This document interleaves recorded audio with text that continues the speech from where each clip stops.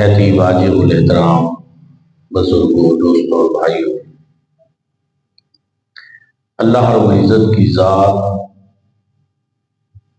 وحدہ لا شریک ہے اور واجب الوجود ہے۔ نہ وہ کسی کا بیٹا ہے، نہ وہ کسی کا باپ ہے، اور نہ کوئی اس کا ہمسر ہے۔ وہ اپنی ذات میں، صفات میں بے مثل ہے اور لا شریک ہے، اور اس کی مخلوق میں ساری مخلوق سے افضل حضور نبی رحمت صلی اللہ علیہ وآلہ وسلم ہے۔ اللہ رب العزت نے حضور علیہ الصلوۃ والسلام کو خاتم النبیین بنا کر بھیجا، آخری نبی بنا کر بھیجا۔ آپ سید الاولین والآخرین ہیں، آپ سید الانبیاء ہیں، آپ قائد المرسلین ہیں اور قائد غر المحجلین ہیں۔ اللہ رب العزت نے حضور علیہ الصلوۃ والسلام کے غلاموں کو بھی شان عطا فرمائی، مقام عطا فرمایا، مرتبہ عطا فرمایا۔ حضور علیہ الصلوۃ والسلام کا جو بھی غلام بنا، اللہ رب العزت نے اس کو مقام بلند عطا فرمایا، اور پھر حضور علیہ الصلوۃ والسلام کے وسیلہ سے، آپ کے صدقے اور آپ کے طفیل امت میں درجہ بدرجہ لوگوں کو مقام اور مراتب ملے۔ والدین کو بھی شان ملی تو حضور علیہ الصلوۃ والسلام کا صدقہ، استاد کو مقام ملا تو حضور علیہ الصلوۃ والسلام کا صدقہ، اللہ کے کسی ولی کو ولایت ملی تو حضور علیہ الصلوۃ والسلام کے صدقے، یہاں تک کہ اس کائنات میں جس کو جو بھی ملا حضور علیہ الصلوۃ والسلام کے توسل سے ملا، حضور علیہ الصلوۃ والسلام کے وسیلے سے ملا۔ وہ جو نہ تھے تو کچھ نہ تھا، وہ جو نہ ہو تو کچھ نہ ہو، جان ہے وہ جہان کی، جان ہے تو جہان۔ حضور علیہ الصلوۃ والسلام اصل کائنات ہیں، منبع کائنات ہیں، مخزن کائنات ہیں، مصدر کائنات ہیں، اور اس کائنات کی جان، اس کی روح حضور علیہ الصلوۃ والسلام کی ذات والا صفات ہے۔ اب دوستوں اور بھائیوں، مرزا جیلمی صاحب جیلم میں بند کمرے میں بیٹھ کر اللہ رب العزت کی جو توحید لوگوں کو بتاتے ہیں، اس میں وہ کہتے ہیں کہ جب توحید بیان ہوگی تو گستاخی تو آٹومیٹکلی ہوگی۔ اب میرے بھائیوں اور دوستوں، یاد رکھو، اللہ رب العزت کی توحید جس میں کسی نبی کی گستاخی ہو، ایسی توحید اللہ رب العزت کے ہاں مقبول ہی نہیں۔ رب تعالیٰ نے خود ایسی توحید نہیں بیان کی، قرآن پاک میں ایسی توحید نہیں ہے، احادیث مبارکہ میں ایسی توحید نہیں ہے، اور 14 صدیوں سے امت میں آج تک امت کے جو علماء ربانیین ہیں، انہوں نے کبھی کوئی ایسی توحید بیان نہیں کی۔ بلکہ توحید کا مطلب کیا ہے کہ اللہ رب العزت کی ذات وحدہ لا شریک ہے۔ اور جب ہمارا یہ عقیدہ اور ایمان ہے کہ انبیاء کرام جملہ کے جملہ اللہ کی مخلوق ہے، خالق اور مخلوق کا آپس میں مقابلہ کروانا ہی نہیں بنتا۔ یہ مقابلہ کرواتے تم کیوں ہو؟ تم اس مقابلے میں لانے کی کوشش کیوں کرتے ہو؟ یا یہ تاثر دینے کی کیوں کوشش کرتے ہو کہ کوئی ایسا ہے جو انبیاء کو خدا کے مقابلے میں سمجھتا ہے؟ تو ایسی بات نہیں، بلکہ یہ ہے کہ یہ انبیاء کرام جتنے تشریف لائے، یہ اللہ کے بھیجے ہوئے، یہ اللہ کے بھیجے ہوئے ہیں۔ ان کے پاس جتنی عظمتیں اور شانیں ہیں، وہ ساری اللہ پاک کی عطا کرنا ہے۔ یہ تو ایک چیز ہوئی توحید کے حوالے سے. دوسرا وہی کہتا ہے کہ میرے نبی جیسا ہے ہی کوئی نہیں، بابت شاہی کوئی نہیں. میرے بھائی اور دوستو یہاں بھی سنیں کہ انبیاء کرام اور اولیاء کرام کا مقابلہ کرانا یہ بھی ایسی روایت ہے جو خود اس مرزا نے ڈالی ہے. اس سے پہلے ہمیں یہ کہیں نہیں ملتی، کیونکہ نبی کا مقام اور ہے، اولیاء کرام کا مقام اور ہے، اور اس میں سب کو یہ معلوم ہے کہ ولی کو ولایت نبی کی تعلیمات پر عمل پیرا ہونے سے ملتی ہے. یہ شان ہی اس کو تب ملتی ہے جب وہ ایک نبی کی اتباع کرتا ہے اور اس کی اطاعت کرتا ہے، تو اللہ رب العزت اس کو یہ مقام اور مرتبہ عطا فرماتا ہے. تیسری چیز جو وہ یہ کہتا ہے، وہ کہتا ہے میرے نبی سا ہے ہی کوئی نہیں، ماں باپ تے شاہی کوئی نہیں. وہ کہتا ہے ماں باپ تے شاہی کوئی نہیں. جب اس پہ علماء نے گرفت کی تو اس نے اس پہ ایک وضاحتی کلپ جاری کیا اور اس نے کہا کہ یہاں میرا مقصود یہ ہے کہ جس طرح حدیث پاک ہے عن انس بن مالک قال قال رسول اللہ صلی اللہ علیہ وآلہ وسلم لا یؤمن احدکم حتی اکون احب الیہ من والدہ ووالدہ والناس اجمعین، کہ تم میں سے کوئی شخص اس وقت تک کامل ایمان والا نہیں ہو سکتا یہاں تک کہ میں اس کے والدین، اس کی اولاد، یہاں تک کہ سب لوگوں سے زیادہ اس کو عزیز نہ ہو جاؤں، محبوب نہ ہو جاؤں. وہ کہتا ہے میں تو اس ضمن میں کہتا ہوں کہ حضور علیہ الصلوۃ والسلام کی محبت جب ہو تو پھر والدین تو شاہی کوئی نہیں. لیکن میرے بھائیوں اور دوستو یہ بھی جہالت پر مبنی بات ہے. اس کی وجہ یہ ہے اس حدیث پاک میں والدین کی محبت کی نفی نہیں کی گئی. یہ نہیں کہا گیا کہ ماں اور باپ کا ادب ہی نہیں کرنا، تعظیم ہی نہیں کرنی، وہ شاہی کوئی نہیں، بلکہ یہ کہا گیا کہ ماں باپ کی محبت کے باوجود تمہارے دل میں جس محبت کا غلبہ ہونا چاہیے اور جب تمام محبتوں پر فائق محبت ہونی چاہیے وہ حضور نبی کریم صلی اللہ علیہ وسلم. والدین کی محبت کریں، اولاد کی محبت بھی ہونی چاہیے، منع نہیں ہے والدین سے محبت کرنا، اولاد سے محبت کرنا. صرف یہ بتایا جا رہا ہے کہ والدین اور اولاد کی محبت غالب نہ ہو، غالب حضور نبی کریم صلی اللہ علیہ وسلم کی، غلبہ حضور علیہ الصلوۃ والسلام کی محبت کو. یہی وجہ ہے کہ جناب فاروق اعظم رضی اللہ تعالیٰ عنہ سے جب حضور علیہ السلام نے پوچھا کہ کیا میں تمہیں سب سے عزیز ہوں، انہوں نے عرض کی نہیں یا رسول اللہ مجھے اپنی جان عزیز ہے، پھر آپ عزیز ہیں، اور میں ابھی تمہارا ایمان کامل نہیں ہوا. پھر انہوں نے عرض کی یا رسول اللہ آپ مجھے میری جان سے بھی زیادہ عزیز ہیں. رسول اللہ صلی اللہ علیہ وسلم نے فرمایا اب تمہارا ایمان مکمل. اپنی جان عزیز رکھنی چاہیے، جان بچانا فرض ہے، اپنے آپ سے محبت کرنی چاہیے، والدین سے محبت کرنی چاہیے، اولاد سے بھی محبت کرنی چاہیے. اور والدین سے محبت کرنے کا درس دیا کس نے ہے؟ سب سے پہلے تو اللہ پاک نے دیا. وَقَضَىٰ رَبُّكَ أَلَّا تَعْبُدُوا إِلَّا إِيَّاهُ وَبِالْوَالِدَيْنِ إِحْسَانًا، کہ تمہارے رب کا یہ فیصلہ آ چکا ہے کہ تم اللہ کے سوا کسی کی عبادت نہ کرو اور اپنے والدین کے ساتھ اس نے سلوک کرو. رب تعالیٰ نے اپنی بندگی، اپنی عبادت کے بعد والدین کو اہمیت خود دی، ان کا مقام خود بیان کیا، ان کا مرتبہ خود بیان کیا اور فرمایا ان کے ساتھ آپ اس نے سلوک کریں.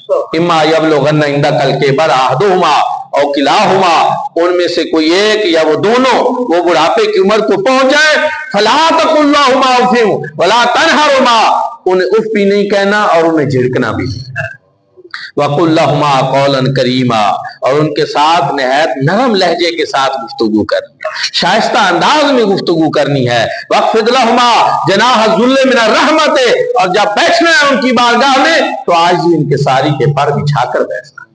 اب میرے بھائیوں اور دوستو یہاں آپ نے توجہ فرمانی ہے کہ ہمارا یہ دعویٰ ہے کہ قرآن پاک جو ہے یہ اصول اور ضابطوں کی کتاب ہے. اس سے اصول جو ہے وہ ہمیں سمجھ آتے ہیں اور بہت ساری چیزیں پتہ چلتی ہیں.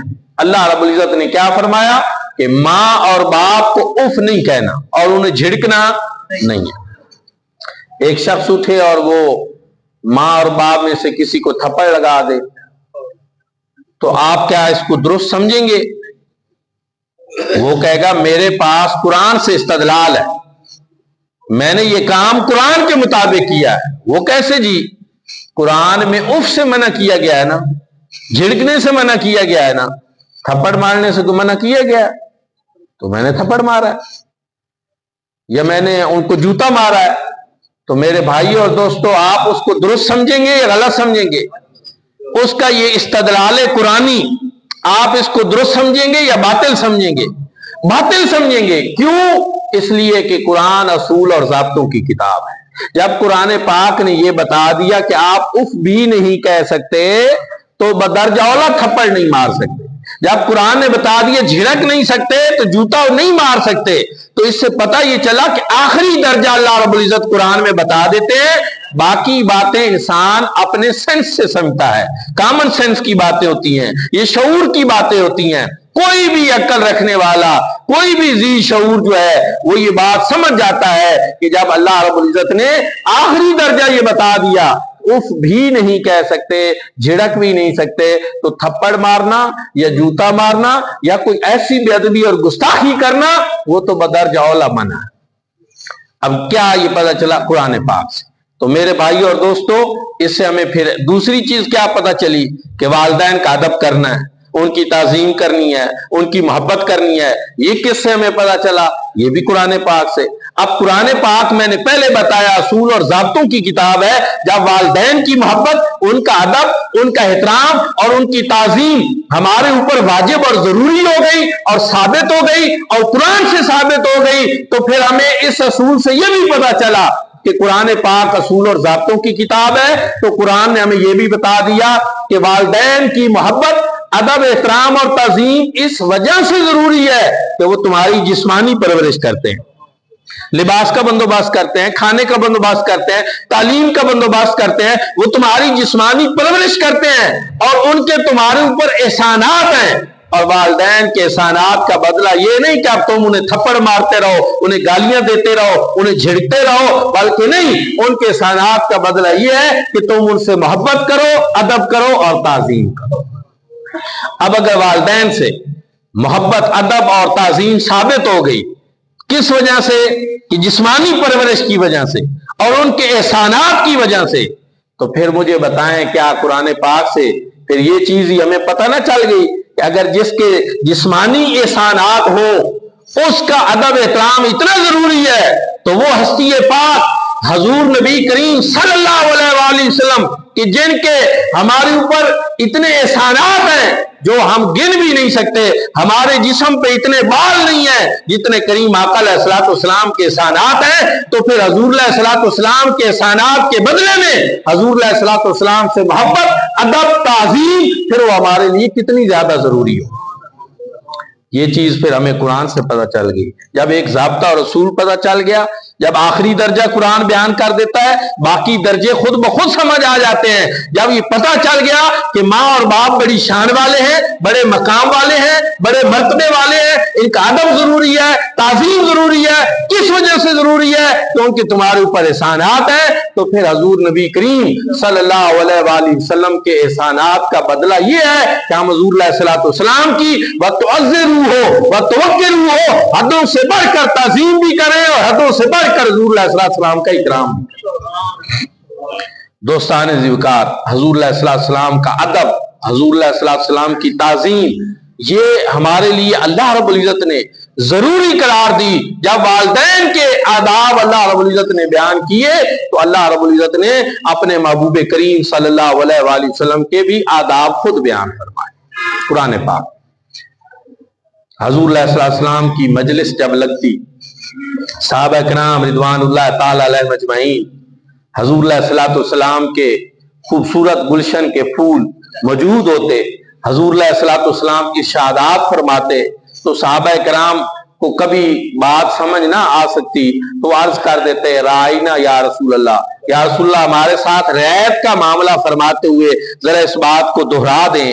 تو یہ بات ہوتی تھی، لیکن یہ رائنا کا لفظ جو ہے یہ یہودیوں کی اصطلاح میں، ان کی عبرانی زبان میں کسی غلط معنی میں استعمال ہوتا تھا، اور یہودی بھی محفل میں آ کر بیٹھ جاتے تو اب یہودی اپنا غلط معنی لیتے ہوئے رائے نہ کہتے، صحابہ کرام درست معنی میں کہتے کہ یا رسول اللہ ہمارے ساتھ رعایت کا معاملہ برتی ہے، یہودی غلط معنی مراد لیتے۔ حضرت سعد بن معاذ رضی اللہ تعالیٰ عنہ کو معلوم تھا کہ یہ یہودیوں کی اصطلاح ہے، وہ غلط معنی میں لیتے ہیں۔ جب یہودیوں نے اس طرح کا انداز اپنایا تو وہ غصے میں آ گئے، انہوں نے کہا یہودیوں اگر تم نے ایسی بات کی تو میں تمہاری گردن اڑا دوں گا۔ حضور اللہ صلی اللہ علیہ وسلم کی بارگاہ میں حاضر ہوئے کہ میں عرض کر دوں کہ یا رسول اللہ یہ اس معاملے میں یہودی غلط معنی لیتے ہیں، تو ابھی وہ چاہتے تھے کہ میں حضور اللہ صلی اللہ علیہ وسلم کی بارگاہ میں عرض کروں، تو اللہ رب العزت نے قرآن پاک کی وحی نازل فرما دی اور رب تعالی نے ارشاد فرمایا یا ایھا الذین آمنوا لا تقولوا رائنا وقولوا انظرنا واسمعوا وللکافرین عذاب علیم۔ اے ایمان والو، تم حضور علیہ الصلوۃ والسلام کو رائنا نہ کہا کرو، بلکہ کیا عرض کیا کرو، وقولوا انظرنا، یا رسول اللہ ہمارے اوپر نظر کرم فرماتے ہوئے مہربانی کر، اس نظر کرم فرمائے ہمارے اوپر، آپ اس انداز سے عرض کیا کریں۔ اب بات پھر سمجھنا اور اس پہ غور کرنا، بے ادبی کون کرتے تھے، مسلمان یا یہودی؟ یہودی کرتے تھے۔ پابندی کس کے اوپر لگائی جا رہی ہے؟ یا ایھا الذین آمنوا لا تقولوا رائنا، ایمان والوں کے اوپر بھی پابندی لگا دی کہ کسی ایسی بات، کسی ایسے لفظ جس کا مطلب اور مفہوم کوئی دوسرا غلط معنی میں لیتا ہو، تم ایسا موہوم لفظ جو ہے، ایسا مشکوک لفظ جو ہے وہ حضور علیہ الصلوۃ والسلام کے بارے میں نہیں بیان کر سکتے، تاکہ دوسرے اس سے کوئی غلط مطلب نہ لے لیں۔ حالانکہ مسلمان تو کبھی ایسا سوچ بھی نہیں سکتے تھے، تصور بھی نہیں کر سکتے تھے۔ تو اس سے پتہ یہ چلا کہ حضور علیہ الصلوۃ والسلام کی بارگاہ کا معاملہ کوئی عام بارگاہ کا معاملہ نہیں، یہ اللہ کے محبوب ہے اور اللہ کے آئین کا اتنا مقام اور مرتبہ ہے کہ وہ لفظ جو اگرچہ مسلمانوں کے لیے درست بھی ہو، یہودیوں کے نزدیک وہ گالی ہو، وہ بھی حضور علیہ الصلوۃ والسلام کے لیے آپ استعمال نہیں کر سکتے۔ لا تقولوا رائنا وقولوا انظرنا، یہ آپ دیکھیں نا، یہ میرے رب نے فرمایا ہے کہ عرض کیا کرو انظرنا، یا رسول اللہ نظر کرم فرما۔ یہ کس نے آداب سکھائے؟ یہ کس نے حضور علیہ الصلوۃ والسلام کی تعظیم سکھائی؟ یہ کس نے ایسے الفاظ بتائے کہ ایسے عرض کرنا ہے حضور کی بارگاہ میں، یا رسول اللہ نظر کرم فرما؟ سبحان اللہ، رائنا نہیں کہنا بلکہ کیا کہنا، انظرنا، یا رسول اللہ ہمارے حال کے اوپر نظر کرم فرما۔ واسمعوا، اور پھر سنیں، اللہ رب العزت نے آگے مزید کیا ارشاد میں، ایک تو انظرنا کرنا ہے، واسمعوا دوسرا سنا بھی توجہ سے کرو۔ صحابہ کرام کو فرمایا جا توجہ سے سنا کرو، واسمعوا، جب میرے آقا ارشاد فرمائے تو تمہاری توجہ ہی اتنی ہونی چاہیے کہ یہ انظرنا کہنے کی نوبت بھی نہ آئے، اس کی ضرورت بھی پیش نہ ہو۔ جب میرے آقا ارشاد فرما رہے ہو تو پھر ہماتن گوش ہو کر سنا کرو، خوب توجہ سے سنا کرو۔ یہ تمہارے لیے یہ بات ہے، مومنوں کے لیے یہ بات ہے کہ وہ توجہ سے سنے تاکہ بات دہرانے کی نوبت بھی نہ آئے۔ لیکن جو یہودی حرکتیں کرتے تھے تو اب ان کا انجام کیا ہوگا؟ کیا اب ان کے لیے معافی ہے؟ ان سے پوچھ گچھ کوئی نہیں ہوگی؟ ان کو جو ہے اس جو وہ گستاخی کرتے تھے اس گستاخی پر کوئی سزا ہی نہیں ہے؟ نہیں، فرمایا وللکافرین عذاب علیم۔ تم تو آداب سیکھو نا، ایمان والو تم تو ادب سیکھو، آداب سیکھو۔ رہ گیا معاملہ کافروں کا تو ہم نے ان کے لیے دردناک عذاب تیار کر رکھا ہے، ان کو انجام بد سے ہم دوچار کریں گے، دردناک عذاب ان کو چکھایا جائے گا۔ اہل ایمان تمہارے لیے یہ ہے کہ تم حضور علیہ الصلوۃ والسلام کا ادب کیا کرو، احترام کیا کرو۔ یا حضور علیہ الصلوۃ والسلام کی بارگاہ کے آداب کس نے سکھائے؟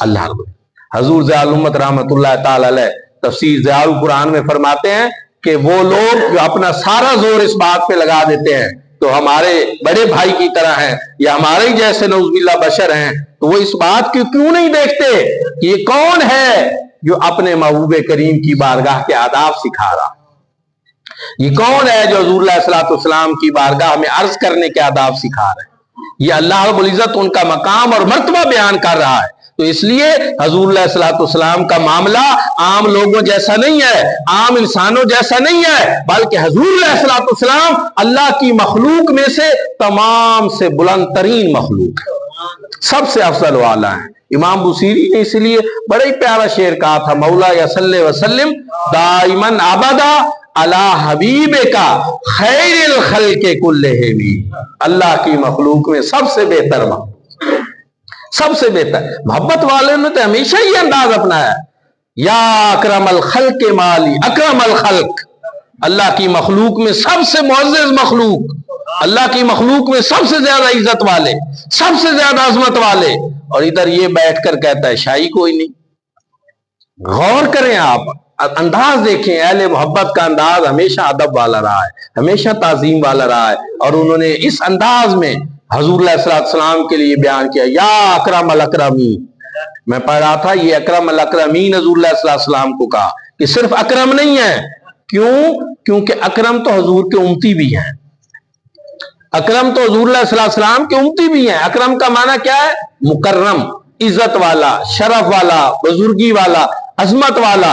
हुजूर अलैहि सलाम के उम्मती भी अजमत वाले हैं, शान वाले हैं, मुकर्रम हैं। और अल्लाह रब्बुल इज्जत ने कुरान पाक में इरशाद फरमाया, इन्ना अकरमकुम इंदल्लाहि अतकाकुम, कि जो भी तुम में से तकवा अख्तियार करेगा वो क्या होगा? अकरम होगा। हजूर का उम्मती हो, हजूर का गुलाम हो, हजूर अलैहिस्सलाम की इत्तिबा करने वाला हो, हजूर अलैहिस्सलाम की गुलामी इख्तियार करने वाला हो, तो उसका अंजाम ये है कि वो अकरम हो जाता है, वो मुअज़्ज़ज़ हो जाता है, वो मुकर्रम हो जाता है। और किसके यहां हो जाता है? इन्ना अकरमकुम इंदल्लाहि अतकाकुम, अल्लाह के यहां वो मुकर्रम और मुअज़्ज़म हो जाता है। तो अब जो कहे कि वो तो शाही कोई नहीं, अल्लाह की फिक्र और सोच से टकराने वाले, रब ताला के इरशादात के का मजाक उड़ाने वाले, कुरान और सुन्नत की तालीमात का मजाक उड़ाने वाले, कुरान और सुन्नत की तालीमात के मुकाबले में ऐसे नारे बनाने वाले कि जो उनका वो नारा है कि मेरे नबी जैसा है ही कोई नहीं, बाबे शाही कोई नहीं। हालांकि रब फरमा रहा है कि इन्ना अकरमकुम इंदल्लाहि अतकाकुम, जो भी हजूर की गुलामी इख्तियार कर ले, तकवा इख्तियार कर ले, परहेजगार हो जाए, अल्लाह के यहां उसका भी मकाम और मर्तबा है, वो भी अकरम है। और वो अकरम है किस वजह से? कि उसने हजूर अलैहि सलाम की इत्तिबा की, हजूर की गुलामी इख्तियार की। तो फिर हजूर अलैहि सलाम क्या है? हजूर अलैहि सलाम अकरमुल अकरमीन है। वो जितने मुकर्रम हैं उन सबसे ज्यादा मुकर्रम मेरे आका अलैहिस्सलाम अकरम अल खल्क हैं, खैर खल्क है। तो इसलिए दोस्तान ज़िक्र हजूर नबी करीम सल्लल्लाहु अलैहि वसल्लम को अल्लाह रब्बुल इज्जत ने ये मकाम और ये मर्तबा अता फरमाया।